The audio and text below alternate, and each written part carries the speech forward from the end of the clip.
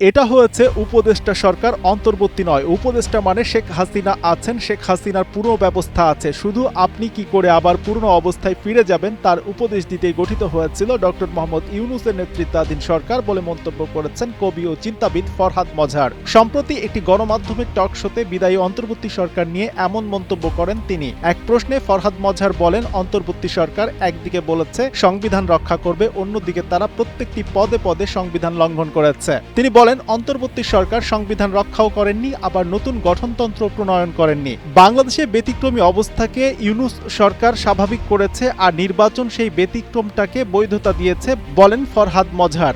যেখানে সংবিধান নাই, আবার জনগণের অভিপ্রায় নাই, যা দেশকে 50 বছর পেছনে নিয়ে গেছে বলে জানান এই মানবাধিকার কর্মী। ফরহাদ মজহার বলেন, ডক্টর ইউনূসের নেতৃত্বাধীন সরকার জনপ্রত্যাশা না বুঝে সংবিধানকে ব্যবহার করেছেন গণ অভ্যুত্থানের বিরুদ্ধে অস্ত্র হিসেবে। তিনি এও বলেন, বিদায়ী সরকারের চরিত্র ছিল সেনা সমর্থিত উপদেষ্টা সরকার।